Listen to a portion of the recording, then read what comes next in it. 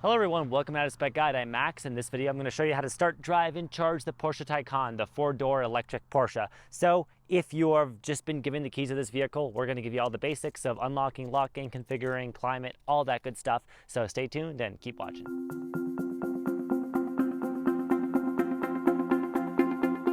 So unlocking and locking the Porsche Taycan is actually pretty basic because the key is just a normal key, unlike a Tesla. So you just unlock, you lock. You can see that when you change those states, the door handles will reflect that. So when I unlock it, they pop out.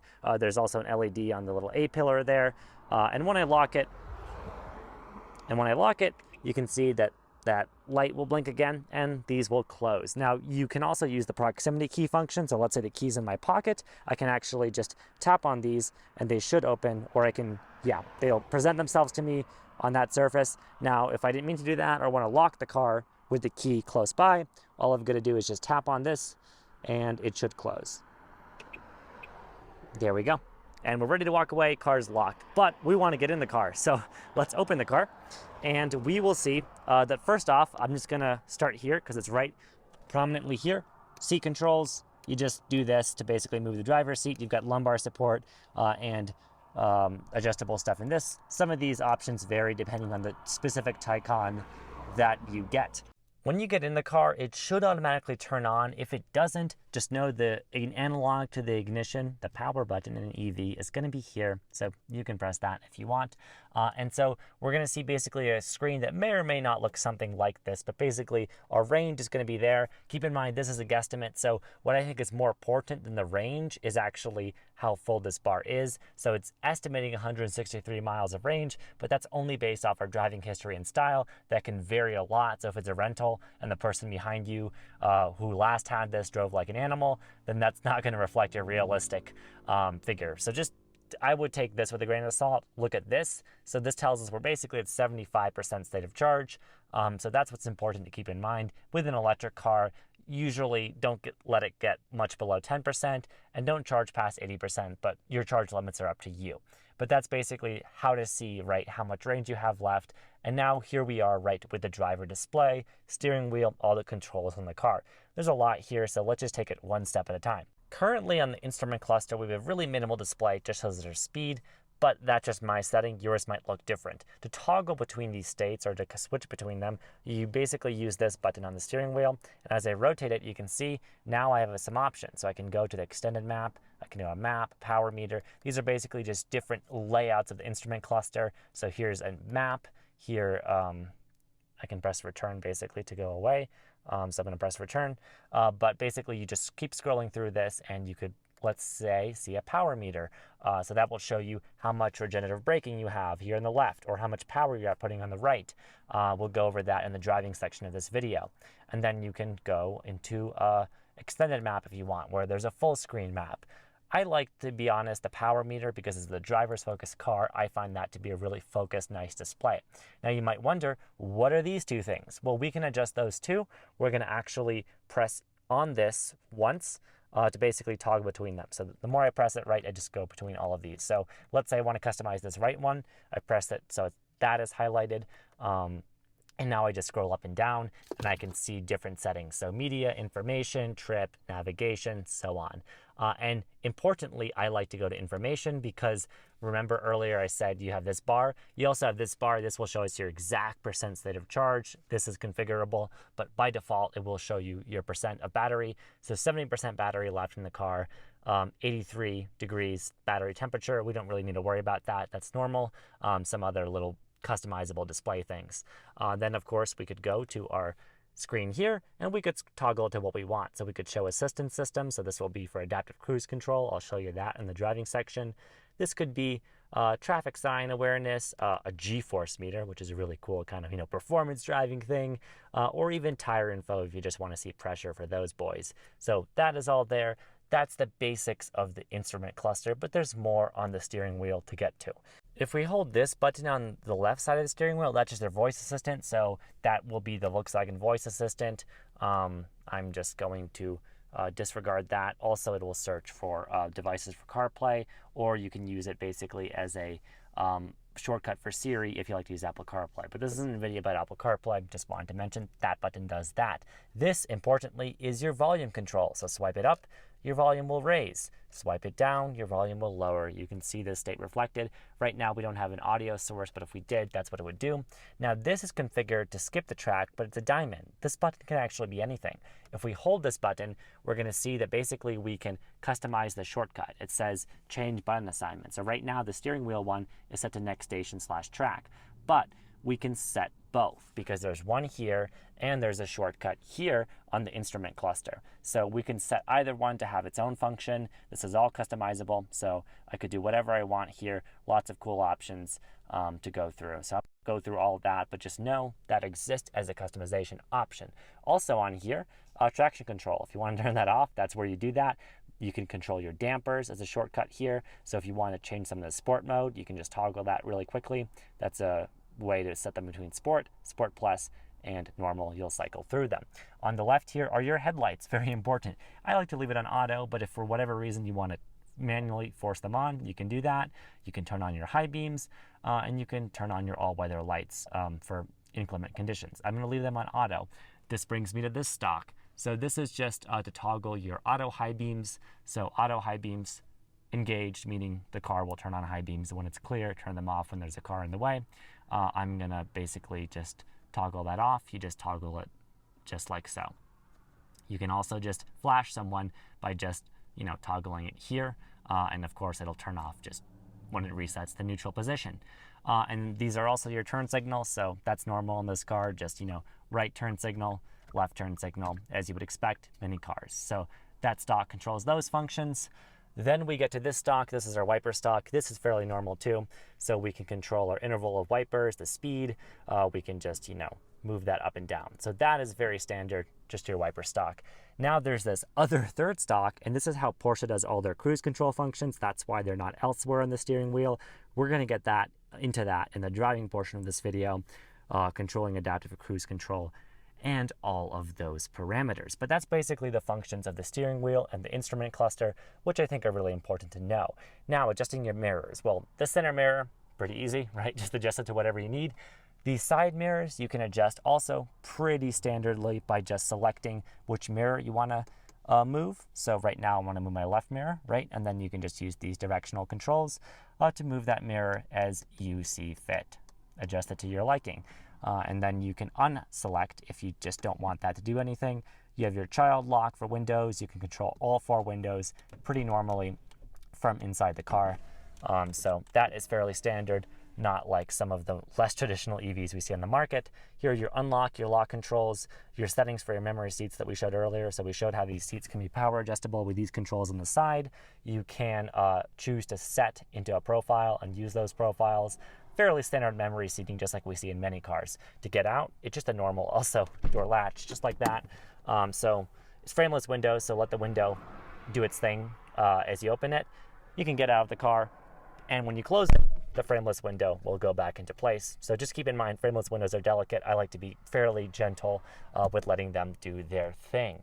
Now, let's get into climate control. So climate controls in this car are somewhat standard and somewhat non-traditional. So you can see the basics of them here are your temperature and your fan speed. Right now it's actually just one setting, but that's because I have it on sync. So if I hold the sync button, now the driver and the passenger have their own controls. So you can move your temperature up or down as you see fit. For some reason it wasn't recognizing my finger, but there you go, up or down. I can control my fan speed, move it up or down, so on. Now it's independent currently. I can hold sync to go back to basically having it sync between driver and passenger. You also have shortcuts for your heated, and in this case, ventilated seats on this model of Taycan. You have your defrosters here. You have your recirculation air option, and then you have just the shortcut for, maximum AC if it's a hot day and you just want to blast it. Then you have this full AC menu. So if I press this, you can see now on the center display of the car, I get this touch interface for moving the vents, because if you try to move these vents manually, you can't. They're all power operated from here. So you control the direction of airflow by just doing a gesture on these basically. And you can even control how much airflow goes to each one. And importantly, on the center one, you can basically use multi-touch, if it'll recognize both my fingers, to pinch to focus the air or spread it out as you see fit. So you can play around with that to your liking, and then of course change these climate settings as well.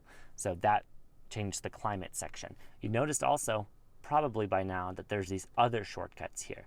These shortcuts control what is on this screen here, and they're the same thing here. They're just repeated because Porsche likes to do that for driver convenience. So you have your default navigation, you have your music, which will let you select a provider between radio, Sirius XM, Apple Music, which this car has a native app for, which is really cool. You can sign in with your phone, or Apple CarPlay, which I like to use whichever you like to do, or Bluetooth with the phone, like many people like as well.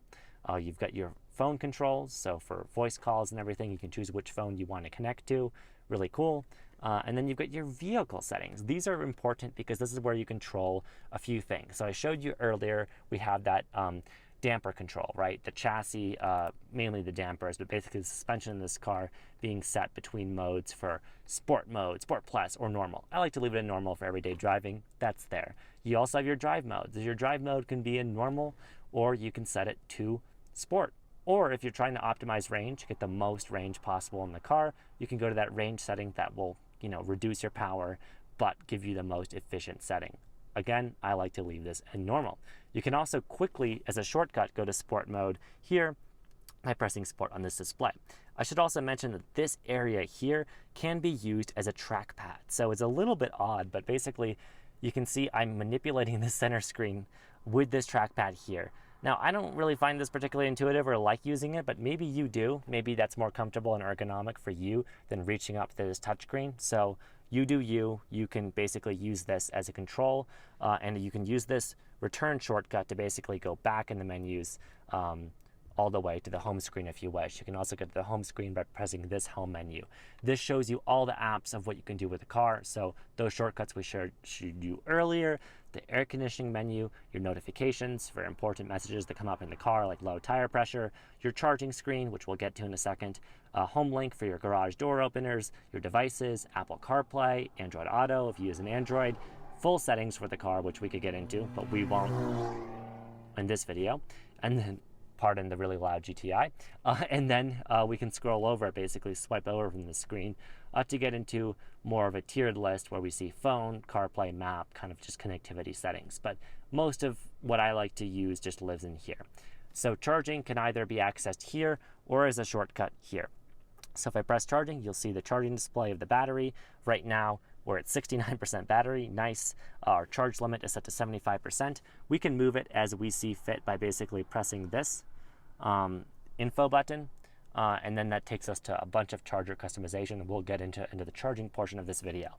We can basically choose to pre-cool or heat the cabin, and the battery. This will precondition the battery for our fastest charging if we want to, or if we navigate to a charger in the infotainment, that will also precondition the battery. So how would we do that? Well, see the navigation app that's built in here, right? Navigation will take us here, and if we need to find a charger, we could go anywhere we want to, search for any destination, but I selected this charger tab here, and you could choose any nearby chargers. You can filter them by power level because this car can charge really quickly beyond 250 kilowatts. So you can choose your tier. If you want only the very fastest chargers, you could select those, and then you can see the chargers to navigate to. So you navigate to them. Once you start navigation in this car, it will start preconditioning the battery if it's cold to get you the ideal charge speed. We'll get to all of that, how to charge the car, to unplug it in the charging part of this video, but I wanted to introduce the navigation. Very important.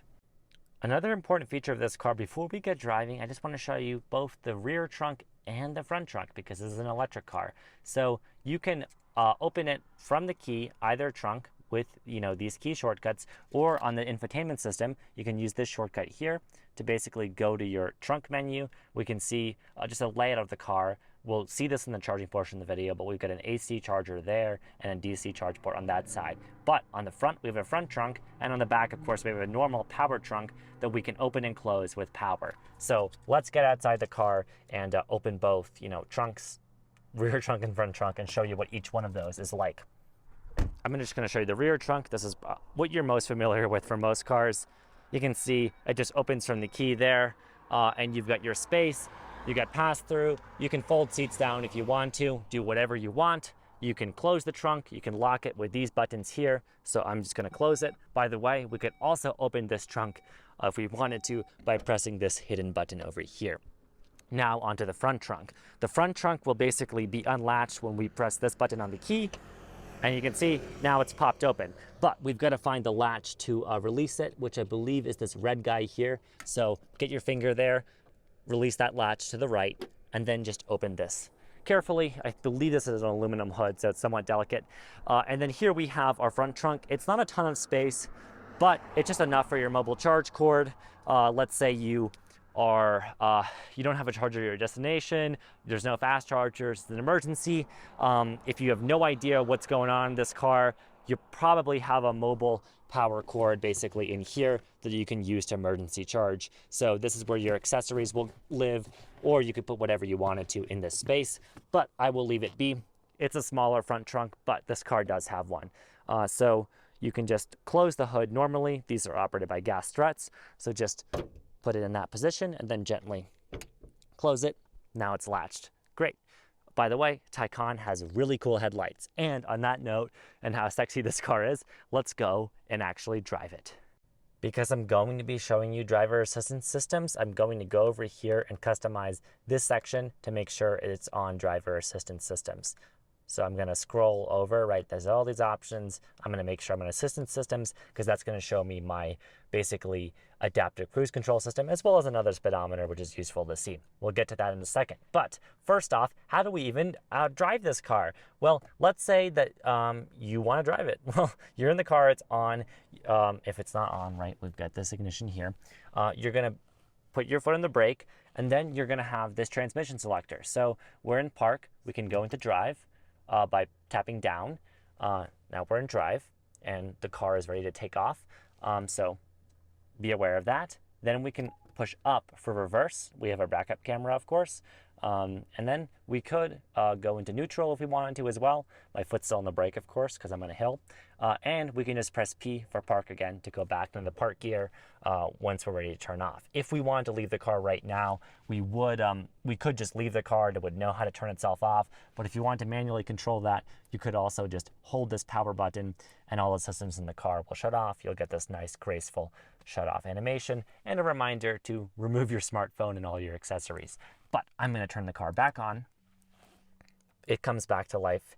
And again, we're ready to go. So I'm going to put my foot on the brake, go into drive. And importantly now, I'm on a hill, so I could roll right now. However, there's a brake hold function in this car. So if I put my foot on the brake and just all the way, like really far in, push the brake, I'm actually in a brake hold function. I find this super useful for traffic and all kinds of settings. Many gas cars have this, so does this electric car. Also, regenerative braking is something I like to always enable. In this car, you enable that by pressing this button, and you'll know it's enabled because you have this icon on the instrument cluster, right? The battery cycling. What is regenerative braking? If I can briefly explain, regenerative braking is a function in an electric car where when you lift off the accelerator or use the brakes, it'll blend it with them. It will basically, instead of running the motors forward to drive the car, roll them backwards and use the heat generated by that motion, kinetic energy, to put charge back into the car's battery, hence this icon of, the battery recharging. So if you're going downhill, you can actually gain some charge with regenerative braking. It's super useful. It also saves some wear and tear in your brakes. Keep in mind, though, this is a rear-wheel drive car, so it's only doing that on the rear motor because there's no front motor, so it's almost like trail braking. However, it's not unsafe. The car's traction control systems work well. Just be aware of how this works. That's just a brief explanation of what it's doing. So we're held. We've got Regen enabled. So now if I start driving, basically, use my turn signal, as I would, because I don't want to be that Porsche driver. I'm going to keep going. And just going up this hill, we can hear some noise in the car. Don't be alarmed if your seatbelt stiffens. That's just a safety feature to keep you, safe in the car. And here I'm going. I'm driving just like any normal car. I just go, and because I have Regen enabled, you can see when I let off the accelerator, I get a little bit of charge. It moves the other way, right? If I jam the accelerator, power moves to the right, but if I slam the brakes a little bit, it's blending Regen, that's going in the green zone, I'm gaining charge back in the battery. So that's the basics of the drive system. And then we get into cruise control. So if we want to turn that on, we just set it by pushing this forward. Now it's in passive mode, it's not doing anything. We push it forward again, and now we can see with this icon, we have speed control. So we can push this back and forth to control speed in increments of 1, or we can do all the way, to control in increments of 5, which is useful as well. And I can also resume and cancel cruise control. So I can put it in what the Germans like to call passive mode, or as an American, I like to just call paused. So now it's not engaged, but if I press up again, it will resume cruise control. Fairly standard function. And cruise control is here. And I've got following distance. So if there was a car in front of me, I could control that following distance with this little notch. I just press it, and by pressing that, you can see that I'm manipulating the following distance, how close or far away I am from the car in front of me. Really cool. And then, of course, we've got a mode selector. So if we want to use adaptive cruise control, which we are right now, we can, but we could also use this dial, basically, to select a limiter. But anyhow, that's the basics of cruise control in this car. And you also have lane assist in this car. So once I gently follow this curve, I'll demonstrate to you that when I go into this mode button right here on the bottom, I press that, and I am going to scroll up.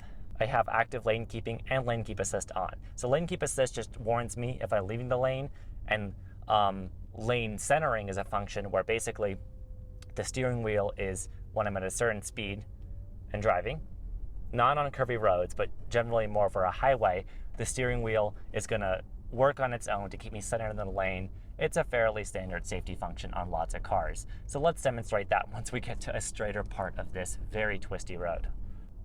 You can see now cruise control is engaged, right? Because this icon's green and I have my speed. I could adjust my speed up and down, just, as you would expect, just here.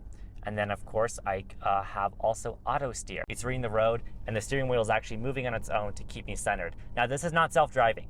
Keep your hands on the wheel because this system will disengage if it feels like it. This is more just kind of an assist on the highway to reduce fatigue, but this is not an excuse to watch Harry Potter movies, let your hand off the wheel. Please keep your hands on the wheel. Keep driving.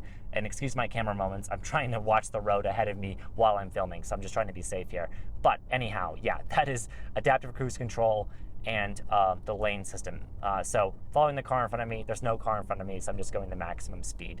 And because I'm going so slow, someone will probably pass me now, which will be a good opportunity for me to show the blind spot warning here. So this car has very thick C-pillars because of the nature of its design. So if someone does pass me, they do have basically blind spot monitors in this car that light up and warn you. So I would always use those. Good safety function. I love it when cars have that.